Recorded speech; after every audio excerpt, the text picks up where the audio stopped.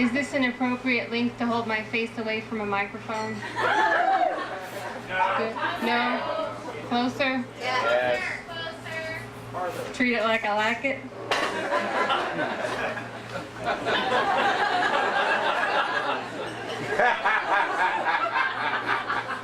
Are we good? Yes. We're good? Okay. I was a special child. I wanted special things. Those things included braces, glasses, crutches, a wheelchair, body casts for multiple body parts, hearing aids, you name it. Looking back and pulling from a single college semester's knowledge of intro to psychology, I can see that I just wanted a whole lot of attention, also known as third child syndrome. I sometimes went to great lengths to get it too, telling my mother that the teacher wrote the word blue on the board, but I thought she had written the word black. I also saw spiders and spots floating through the air in front of my vision. I didn't realize at the time that this was because I was looking into the sun and bright lights. I remember sitting in Nurse Herky's office at Sandshore Elementary School, also known as Jerky Herky. She was always really rough with me and made me really uncomfortable. She wasn't caring in the way an elementary school nurse should be. I remember her telling me, if you were my kid, I'd send you straight back to class. Her fingernails were yellowed and long, and her skin was dark brown and papery with black sunspots and moles. I spent a lot of time staring at it whenever I waited for my mom to come check on me during my sick visits, which of course were often. In particular, I remember taking the hearing test, where you're supposed to lift your arm every time you hear the little beep at different volumes. Well, I had a very clever plan. I decided that I would lift my arm sometimes, and I would always be unsure, squish my face up and say, I think I heard a beep. This way, I was sure to get hearing aids. Well, Jerky Herky called my mom to tell her that I had failed my hearing test miserably, but also included the fact that she thought I was faking. Arrgh! Foiled again!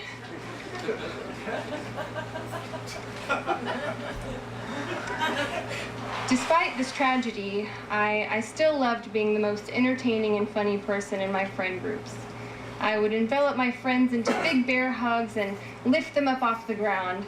They would always laugh and squeal with surprise and delight at how strong I was. I was only 7 years old. I should not have been lifting my friends. My parents would rush over and tell me to stop, but I'd never listen. None of my friends could pick me up. It was too much fun. One night, after my bedtime bath, I ran streaking down from our hallway bathroom into my parents' bedroom, as one does. My mom came down on her knees and began wrapping me up in a towel, but she stopped suddenly. How long has that been there? She said, pointing to a large lump on my lower right abdomen. Does it hurt? I shrugged. I didn't know. I was an oblivious 7-year-old. My mom and dad talked about parenty things, asked me questions, blah, blah, something, see a doctor. I don't know. I was not listening. Turns out, I had been a tad overzealous in my friend lifting strong woman capabilities, go figure, and I had an inguinal hernia. Oh, you have not heard of an inguinal hernia? Well, this is when a portion of the small intestine pushes through a weak area or tear in the groin muscle. This causes an extremely visible bulge and usually pain, and it can only be repaired with surgery. So, my surgery date was set for a few days before Christmas. Having surgery at such a young age meant that me and my mom got to go in for a type of surgery day rehearsal. This was so much fun. We got to see the hospital and put on cool pajama-type clothes and footy covers and surgical masks. All the nurses were so nice. Me and my mom got to goof around and take pictures and laugh. They showed me where I'd be prepped for my surgery and wheeled me around in a wheelchair. I didn't want to leave.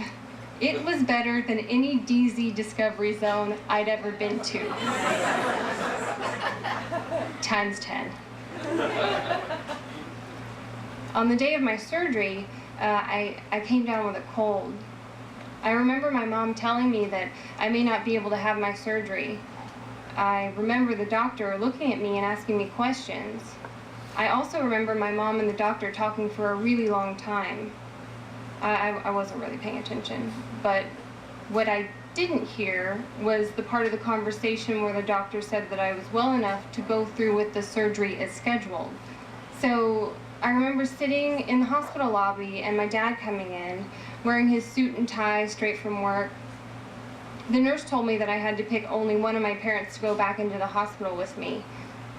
So I picked my mom because she and I had so much fun the last time. I waved and squealed, "Bye, Daddy," as the nurse rolled me away in the wheelchair. My favorite.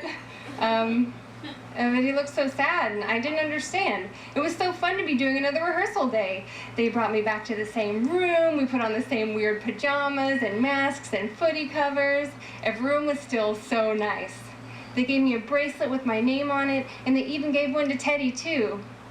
Once I was in the big white room, I got to snuggle up in a rolly bed, and everyone knew my name. The nice nurse let me pick a lip smacker chapstick flavor so that my new breathing mask would smell better. My mom was crying and holding my hand. I didn't understand why she was so sad. Meanwhile, the mask smelled like oranges. Not my favorite lip smacker flavor. But it was better than the other options. Things got really foggy after that, and the last thing I remember is my mom telling me that she loved me and she'd see me soon. I woke up really confused. I was in the same bed, but the room was big and different and filled with strange people. A woman was crying and throwing up something that looked a lot like blood. My parents looked tired and worried.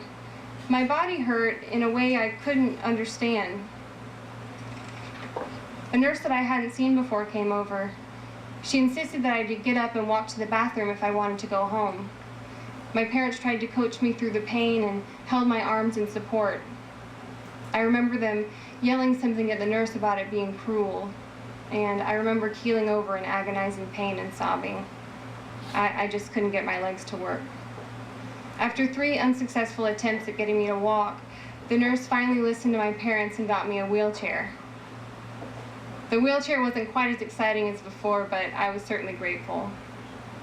I remember the smell of the cold night air as my dad cradled me in his arms from the car into our home. I don't remember most of the hours or even days that followed, and I seem to have blocked most of the painful recovery period from memory. But I do remember guarding my massive jar of goldfish that I got as one of my awesome get well gifts. I also remember that I couldn't walk on Christmas. Due to events later in life, I ended up getting a lot of the other special things that I wanted. Braces, crutches, and a cast-type boot thing. So, I mean, in theory, I'm still young. There's still hope for getting those hearing aids.